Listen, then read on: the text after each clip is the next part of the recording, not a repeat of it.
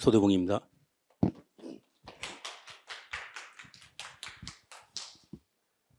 그 앞에서 세 분 발표를 들어보니 세 분들이 고민사항이 정말 자료는 많은데 그거를 정말 압축해서 전달하느라고 참 애를 많이 쓰셨다고 생각이 듭니다.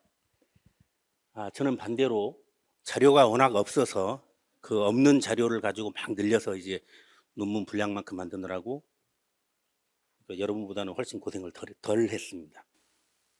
흔히 이제 원광이라고 하면 대승불교를 전래했다, 또 화랑에게 가르침을 줬다.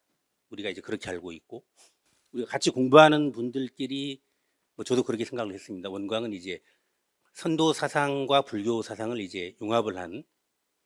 근데 원광을 구체적으로 공부하기 전에는 제가 어떻게 생각했냐면,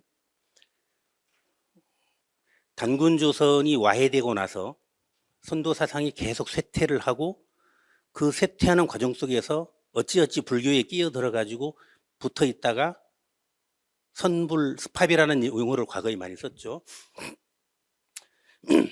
선도 사상이 계속 쇠퇴하는 와중에 불교에 어떻게 끼어서 내용이 약간 전파되다가 고려말 조선에 들어가면서는 이제 완전히 저류에 깔리고 1860년 동학 이후로 특히 1909년 대종교 때 이제 부활한, 이렇게 저도 생각을 했었는데 원광을 공부하다 보니까 그거 아니구나.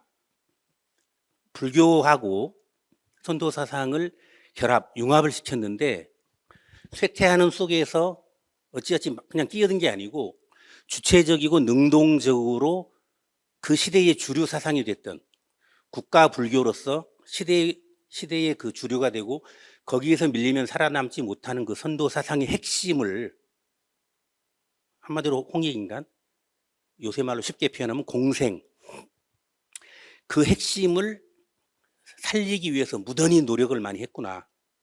이제 그렇게 생각이 좀 바뀌게 됐습니다. 결론을 미리 말씀드리면 선도 사상을 수련하고 그걸로 어떤 정신적 무장을 하고 체계화했던 원광 법사가 불교가 대세를 이루는 그 시대적인 조건, 특히 불교가 대세가 될 수밖에 없는 시대적 조건은 신라라는 나라의 명운이 바람 앞에 촛불처럼 국왕을 중심으로 전체가 힘을 모아서 어떤 총력전으로 버티지 못하면 고구려와 백제의 공략 속에서 나라가 망할 수밖에 없는 그런 상황적인 조건, 시대적인 조건 속에서 불교가 대세의 흐름을 차지했고, 그 흐름 속에서도 그 선도 사상의 핵심을 지키기 위해서 노력을 한 그 내용이 오늘 얘기하고자 하는 부분입니다.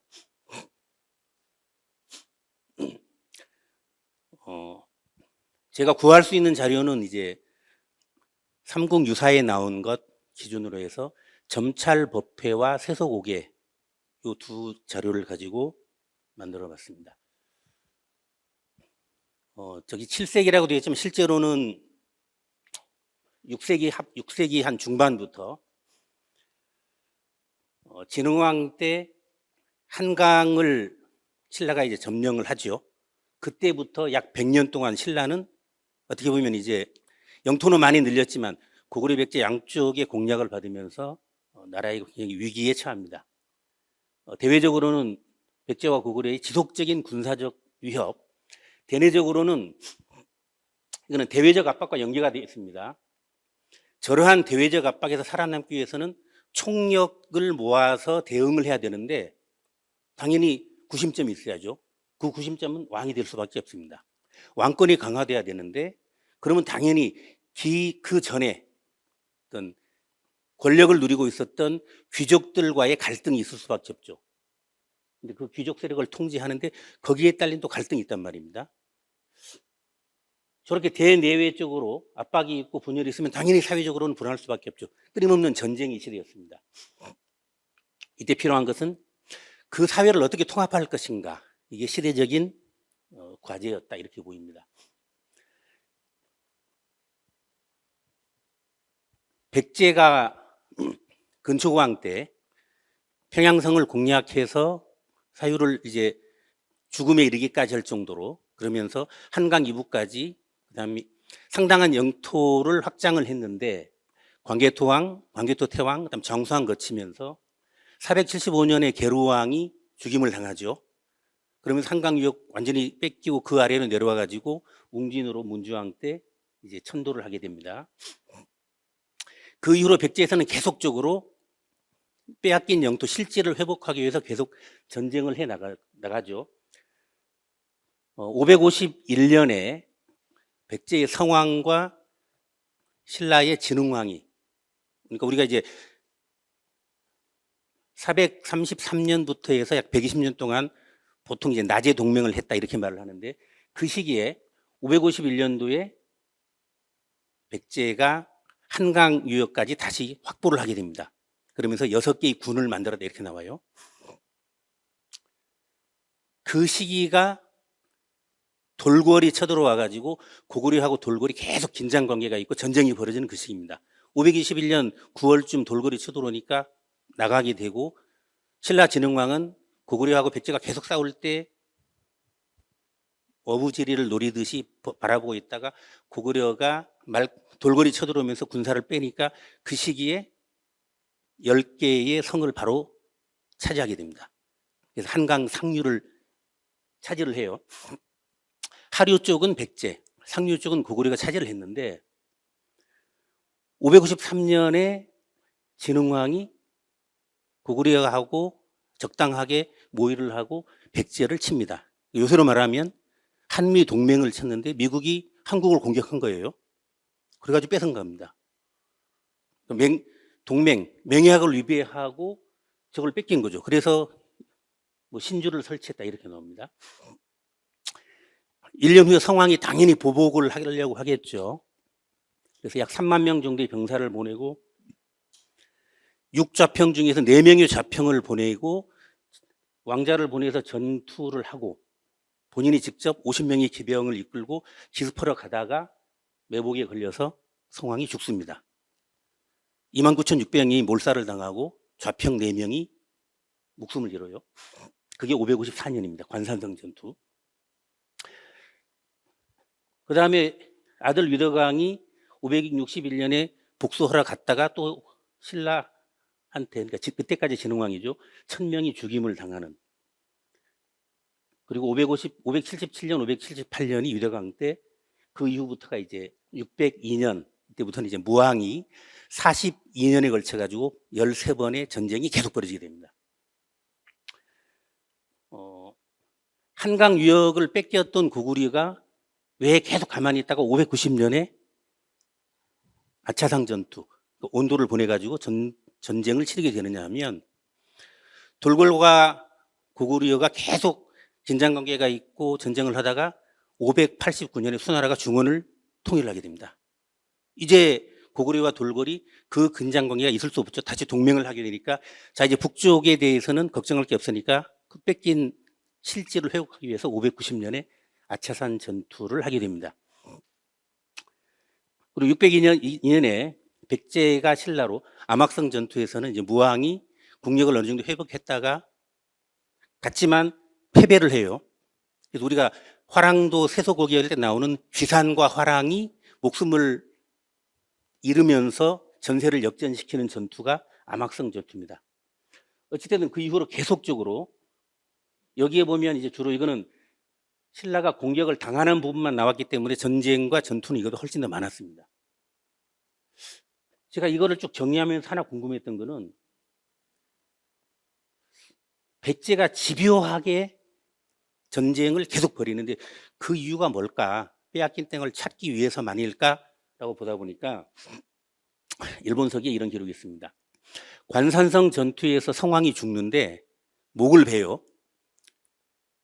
몸은 백제로 예우를 갖춰서 보내줬지만 목은 신라로 가지고 가서 정사를 보는 북청 계단 밑에 묻어놓고 오르락 내리락 하면서 밟았다라고 일본서기에 나옵니다. 그 백제 입장에서는 철천지 원수가 되는 거죠. 이런 시기에 지속적으로 공격을 받는 신라 입장에서는 국가의 명운이 고구려와 백제로부터 계속적으로 압박을 받으면 위험에 처하게 됩니다.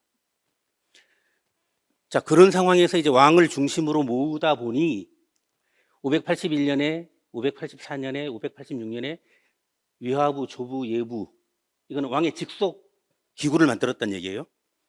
직속 기구를 만든다는 얘기 무슨 말이냐면 귀족이 가지고 있던 권한을 뺏는다는 얘기죠. 우리가 예를 들면 조선시대 때 삼정성이 있었던 의정부 서사자 같은 경우는 육조에서 올리게 되면 의정부에서 논의하고 조율된 것만 국왕한테 보고를 하고, 태종이라든지 세조 때 같은 경우면 육조 직계제를 한단 말이죠. 그때는 직접 왕이 컨트롤을 하는 거예요. 왕에게 직속된 행정기관에 있다는 얘기는 기존의 귀족 권한을 약화되는 거고, 당연히 갈등이 있을 수밖에 없고, 그런 것이 쭉 가다가 결국은 631년에 선덕왕이 여자인데 왕이 되느니만이 이거 문제 있다 해서 큰 반란이 일어난다라고 하는데, 어찌됐든 귀족 세력과 왕권이 큰 분란이 있습니다. 보통은 그 얘기만 하는데 좀 보다 보니까 그러니까 왕비의 가문이 박씨가 4대를 있습니다. 그러니까 그전에는 김씨가 왕비까지 김씨로 쭉 있다가 지증왕 때 박씨와 연합 정권을 만들면서 왕비가 박씨가 돼요. 그리고 박씨가 계속 가다가 진평왕 때 다시 김씨로 바뀝니다. 왕비가 가진 권력이 얼마나 대단한 거냐면 인조 반정, 인조 때 쿠데타를 일으켜가지고 서인들이 두 가지를 자기들끼리 맹세를 하죠. 첫째는 숭용 살림. 그러니까 과거를 봐서 실력 있는 사람만 뽑자가 아니고 과거 안 봐도 우리 편은 살림이 있다 해서 추천해서 벼슬을 시켜주자. 첫째. 두 번째는 물실국헌. 왕비를 배출하는 권한은 어떤 경우도 이루면 안 된다. 그러니까 인조 쿠데타에서 두 가지 가장 중요한 것 중에 하나가 왕비는 계속 서인에게서만 낸다라는 그런 걸 할 정도로. 근데 4대에 걸쳐서 박씨 가문이 계속 왕비를 독점했다가 김씨로 바뀌는 거예요. 엄청난 갈등이 있었겠지요. 자, 그리고 그 당시는 정신세계, 신라의 정신세계는 두 개의 세계가 있어요. 하나는 수천 년에 걸쳐 가지고 배달결의 고유의 사상인 선도 사상이 있었고, 하나는 국가에서 하향식으로 내려오는 불교가 있었던 겁니다. 왕권과 신권 또는 귀족 세력들이 권력을 놓고 계속적으로 긴장 관계가 벌어지는 그 시기에 사상적으로도 이런 시기였다. 선도문화, 선도제처문화는 이제 앞 시간에도 설명했으니까 안 하는데 맨 밑에 한 줄만 보시면 선도 사상은 저는 이렇게 정리합니다. 생명을 존중하고 조화롭고 평화롭게 공생하는 문화다. 조화롭고 평화롭게 공생하는 문화이기 때문에 권력을 왕에게 집중하고 총력전을 펴는데 선도 사상이 어울리지 않습니다. 저는 그렇게 봅니다. 왕권 강화는 해야 돼요. 근데 선도 사상으로는 안 돼. 근데 김씨 왕조들은 또 선도 사상의 종가가 아니죠. 그죠? 신라 같은 경우는 파사왕기 박씨, 김씨 왕가는 당연히 새로운 이념이 필요합니다. 그래서 진흥왕 때 전륜성왕서를 도입을 합니다. 아들을 2명이 있었는데 큰 아들은 동륜, 둘째 아들은 사륜이라고 했죠. 사륜, 쇠륜, 쇠는 철. 그러니까 전륜왕설이라는 거는 4개의 바퀴가 금은 동철 했는데 아들 둘을 동과 철로 지어놨어요. 본인은 금륜이라는 것을 자처하는 게 되는 거죠. 전륜성왕이라는 거는 미래불인 미륵불이 이 땅에 와가지고 모든 중생을 구하기 위해서는 미리 토대를 닦아놔야 된다. 그게 영토도 넓히고 물질적으로 일정한 수준까지 만들어 놓는 그런 전륜왕이 있어야 되는데 내가 그 전륜왕의 역할을 하겠다. 이런 걸 도입한 거예요. 불국토를 만드는데 불교의 힘을 빌어서, 불법의 힘을 빌어서 왕권을 강화하겠다는 논리죠. 진평왕은 진종설, 그 수준이 아니고 사바세계에서 부처의 어떤 불국토를 만들기 위해서 노력하는 그 수준이 아니고 우리가 석가족이야. 이렇게 얘기를 하는 겁니다. 석가의 권위를 빌어서 신라 왕실의 권위를 부각시키고자 하는. 자, 이런 시대를 거치면서 불교 공인에 반대하던 귀족들을 제압하고 불교가 공인된 다음에는 선도적 세계관은 계속 축소되고 흡수해 나갔던 겁니다. 자, 원광 법사에 대해서 두 가지 뿌리. 불교를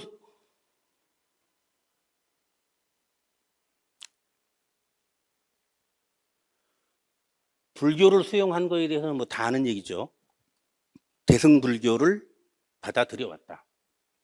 그런데 저는 원광은 기본적으로 선가라고 봅니다. 선가의 뿌리였다. 화랑세기에 보면, 보통 잘 인용을 안 하는데 화랑세기에 보면 원광의 할아버지가, 그러니까 화랑이 풍류도고 선도 사상을 수행 실천하기 위한 어떤 조직이다라는 건 이미 다 학계에 건 일치되는 얘기니까. 할아버지가 유화랑이에요. 초대 풍월주, 화랑의 대장. 아버지가 4대 풍월주, 이화랑. 동생도 풍월주, 조카도 풍월주, 조카의 아들도 풍월주. 대대로 그 집안은 화랑의 대장이에요. 당연히 선가일 수밖에 없죠. 자, 그거는 제 추정인데, 삼국유사 원광사학에 보면 이런 구절이 나옵니다. 문장을 탐해하여 현과 유를 섭렵하고, 기존 학계에서는 이 현을 뭐라고 말하냐면 다 도교라고 해석을 했더라고요. 도교. 근데 이거는 도교일 수가 없다라고 저는 얘기를 하는데, 무슨 말이냐면 589년에 진나라로 가서 결국 이제 수나라로 갔죠. 11년 동안 중국 유학을 하고 600년이 귀국을 해요. 602년도에 암학성 전투가 벌어지고 그때 규산이 죽습니다.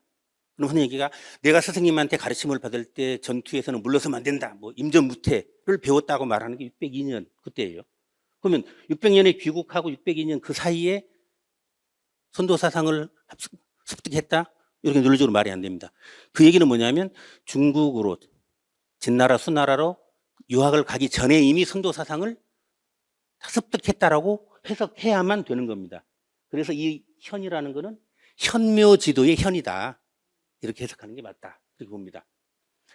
그러면 두 가지 뿌리죠. 원래 뿌리는 선가였는데 이제 불교를 수용하고 돌아오면 그게 이제 융합의 조건이 되는 겁니다. 진나라로 유학을 가기 전에 삼기산에 들어가서 뭐 6년 동안 수련했다, 이런 게 고분 수의전이라는 책에 보면 나오죠. 거기에 보면 산신이 이렇게 말을 합니다. 법사가 이곳에 있으면 자리를 위한 수행은 하지만 탈의를 행하는 공덕은 없을 거다. 중국에 가서 불법을 체득하여 중생을 이끌 수 있도록 해라, 이렇게 권유를 하는 거죠. 자, 불교에서 우리가 탈의 말하면 그냥 아는 얘기죠. 소승, 대승. 그러니까 그 당시 신라에서는 소승 불교는 많이 퍼져 있었지만 대승 불교는 제대로 되지 않았다. 그러니까 가서 배워오면 좋겠다, 뭐 이런 걸 권했는데, 그 삼국유사 기록에 나오는 것처럼 원광은 삼계산에서 6년 동안 수련을 하지만 깨달음을 얻지 못하고 계속 방황했다, 이렇게 나와요. 그래서 산신이 자리를 위한 수행만 했고 이타의 공적이 없다. 당연히 방황을 해야겠죠. 선가란 말이에요. 선도사상을 가문대대로 그렇고 본인 스스로 충분히 공부했으면 선도사상 핵심이 뭡니까? 홍익인강, 공생을 해야 되는데 소승불교를 배우다 보면 자기 수행만 하면 돼. 실천을 하는 게 안 나온단 말이에요. 그래서 산신이 대승불교를 배워와라. 대승불교를 배워오면 융합할 수 있는 기준이 만들어질 거다, 이런 의미로 저는 해석을 합니다. 산신을, 삼기산신에 대해서 뭐 김두진 씨 같은 경우는 신라 토착 신앙이 시조신이고 번개와 천둥을 관장한다, 이런 뭐 주장을 합니다. 자, 천둥번개신이 비구름 바람을 거느리죠. 삼국유사의 환웅찬왕과 상통합니다.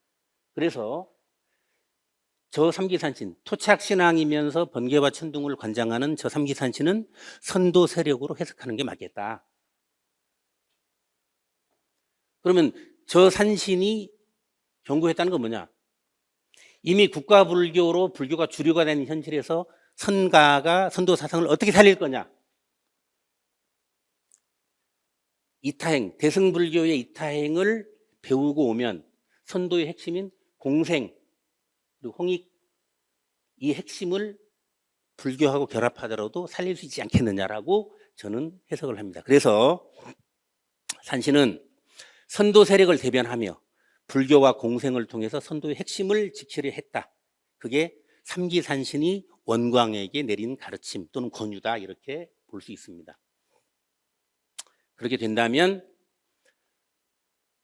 선도, 홍익인간을 핵심으로 하는 선도 사상과 모든 중생을 구제하는 불교의 대승 사상이 융합이 될 수 있다. 이렇게 되면 이제 선학들이 연구한 것처럼 불교가 들어올 때 재래 전통을 다 붕괴하거나 해체하지 않고 전통의 승인과 그걸 포섭하는 과정이 포기되었고, 토착적인 종교 신격 신명을 불교식으로만 변화시켰지만 존재를 부인한 게 아니라는 것이 논리적으로 연결이 되는 겁니다. 또 실제로 설사 소승불교라고 하더라도 수행에 있어서만큼은 불교와 선도가 상통하는 게 굉장히 많습니다. 인간의 본성을 불교에서는 불성으로 보죠. 모든 중생들, 모든 사람들에게는 깨달은 부처의 성품이 있다. 그게 감춰져 있다 해서 열애장이라고 말하기도 하는데, 우리가 삼일신고에서 성명정을 가지고 있다는 인간의 본성 상통하지요. 수행의 목표가 그 불성을, 번뇌를 끊고 번뇌와 망상을 끊고 불성을 드러내면 된다. 내 안에 있는 불성을 드러내면 된다는 것과 선도의 반망귀전, 망령됨을 돌이켜서 본성을 회복한다는 것과 상통합니다. 그러면 개인적인 수행의 논리와 구조적 메시지는 일치합니다. 이런 조건이 있기 때문에 불교를 받아들이고 그게 선도와의 융합이 가능한 기본적인 바탕이 되는 겁니다. 점찰법회를 배워왔는데, 점찰법회는 뭐 나무로 만든 주사위라고 해가지고 주사위는 육각인데 4개만 글 써 있다 무슨 건가 하고 봤더니 이렇게 돼 있습니다. 끝에는 둥글게 이렇게 돼 있고, 하여튼 이런 게 이제 점을 치는 도구인 나무 주사위인데, 저거를 던져서 그러니까 옛날에는 하나는 옛날에 가죽으로 만들었다고 해요. 선자가 쓰여 있는 것, 하나는 악자가 쓰여 있는 것 던져가지고 선이 나오면 옛날에 전생에 선업을 많이 했고 악행을 많이 했더니 그런 말을 해요. 근데 핵심은 그 점에 있는 게 아니고 자신의 과오를 뉘우치고 마음에 나쁜 데이터를 지우는, 업장을 지우는 참회를 하게 되면 번뇌를 지우고 불성을 회복할 수 있다. 열애장 사상에 의해서 모든 중생들이 깨달은 부처의 성품을 내재하고 있으니까 그 부처의 성품을 점찰을 통해서 회복을 하게 되면 깨달을 수 있다. 이게 점찰법회의 작동 원리입니다. 그거는 우리가 지감조시 금촉을 통해서 성통한다는 선도 수행의 논리적으로 이제 맥락이 연결이 되는 거죠. 근데 그걸 좀 더 구체적으로 바라보면, 원광이 들어왔을 때, 이것도 이제 수의전에 나오는 얘기입니다. 그 신이 뭐라고 하냐면, 유학에서 들어왔으니까 이제 대승불교를 배워왔겠죠. 나 또한 사에게 계를 받는다 하고 생생상제, 서로 도우면서 조화롭게 잘 살아간다는 약속을 맺었다라고 나와요. 이거는 한국 선도에서 국가불교로 전환하다 당시 신라 사회의 사상적 변화를 대변하는 것으로 보이는데, 도태되어 가는 과정이 아니고 소승불교에서 대승불교의 전환을 유도하면서 그 속에서 살 길을 열어나간 것이다. 이렇게 해석이 가능한 부분입니다. 자, 그 내용을 이 점찰법회가 선불융합의 한 방편이라는 것을 좀 더 구체적으로 말을 해주는 게 선도성모 희수불사라는 자료입니다.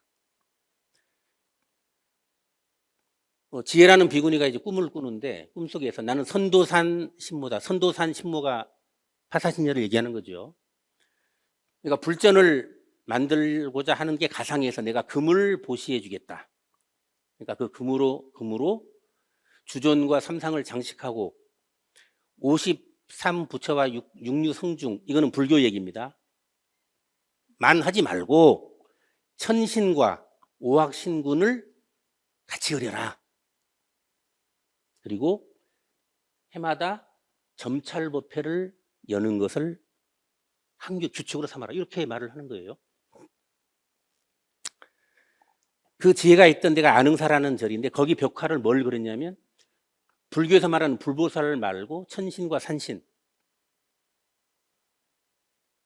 전통 또는 선도사상에서 이제 어떤 그 신격으로 말하는 천신과 산신이 함께 등장하는데 기존의 천신과 산신을 대체하면서 부처가 최고의 신앙 대상이 되었다는 것은 보여주지만 선도사상이 없어지지 않고 위계는 지어지지만 그 불교 안에 선도가 같이 살아남아 있는 그러한 융합의 한 사례로 볼 수 있다. 즉 전통신앙을 불교적 세계관에 포섭하면서 민심을 통합하는 기제로 사용했다라고 해석이 가능합니다. 그럼 두 번째, 세속오계는 당연히 이제 불교를 연구하시는 분들은 세속오계가 불교에서 왔다 이렇게 주장도 해요. 또 유교에서 왔다는 주장도 있고, 근데 불교는 말이 안 되는 게 원광이 말을 하죠. 이들은 세속의 신하니까 인신, 다른 사람들이 신하기 때문에 보살이 겪는 보살 10계가 어울리지 않는다. 그래서 세속의 5가지 계율을 알려주겠다. 그러니까 원광 입으로도 불교가 아니라고 말을 하는 겁니다. 그 다음에 불교에서 말하는 보살계에서 가장 중요한 거는 살생계죠. 불살생, 살생하지 마라. 세속옥에서 나오는 죽이되 가려서 죽여라. 이거는 논리적 모순입니다. 불교에서는 있을 수 없는 얘기예요. 불교 고승, 그 당시 최고의 고승인 불교 고승의 입을 빌었지만 그는 불교가 아닌 세속의 얘기, 선도 사상을 얘기하는 것이다. 원광의 세속오계가 우리가 잘 아는 것처럼 충효신퇴, 충효신, 임전무퇴는 용감하다, 용으로 말할 수 있겠죠. 용, 살생유택, 어질린 이렇게 해서 충효신용이 이렇게 5개 말을 하는데 유교하고는 관계가 없습니다. 유교에서는 가장 중요한 게 충이 아니고 효예요. 효. 부자와 자식의 관계는 이거는 하늘이 정하는 철윤이라고 말합니다. 일윤이 아니에요. 철윤. 가장 중요한 게 첫 번째 나오는 게 효가 처음 나와야 됩니다. 충이 달라요. 두 번째, 이 충도 유교에서 말하는 충과 선도에서 말하는 충은 내용이 다릅니다. 유교에서는 충이라는 것은 임금과 신하의 개인적인 관계예요. 임금이 예의로서 신하를 대우하면 신하는 임금에게 충성을 다해야 된다. 군신, 그래서 유교에서의 군신 관계는 의리라고 말합니다. 의리. 그죠? 의리예요. 효가 가장 중요하고 그 다음에 충인데 유교에서 말하는 것은 개인 간의 관계, 의리를 말하는데 선도에서 말하는 충이라는 것은 개인을 말하는 게 아니고 공동체의 대표로서 임금을 말하는 겁니다. 그래서 난랑비서에서 보게 되면 뭐라고 나옵니까? 들어와서는 효도가 나가서는 충어국, 국가에 충성해라. 임금의 충성이 아니에요. 국가에 충성해라. 공동체의 충성이 이렇게 나오는 거예요. 자, 그래서 유교가 아닌데 이거는 어디에 나오냐면 단군세계에 보면 단군 조선에서는 소도마다 경당을 지어서 그 경당이라는 건 고구리 때 나오죠. 구당서 신당서에 보면 경당에서 뭐 젊은이들이 뭐 배운다 나오는데 그 경당입니다. 거기서 오상 5가지 항상 배워야 될 걸 하는데 충효 신용인을 배운다. 이게 구체화돼서 원광 때 세속오계로 전달이 되는 겁니다. 세속오계는 선도의 가르침이다. 이렇게 볼 수 있습니다.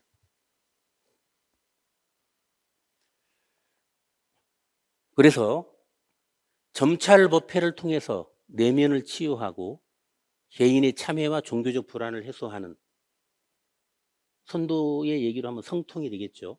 개인적 수행을 통해서 깨닫고 외면의 실천을 통해서 국가방해 청년들을 자발적인 구국헌신으로 공동체를 지키는 홍익인간을 실천하는 공안으로 볼 수 있습니다.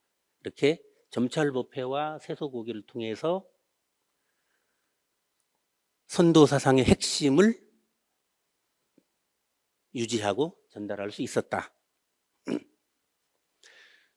그런데 이 선불융합은 그 이후에는 보면 이런 것도 나와요.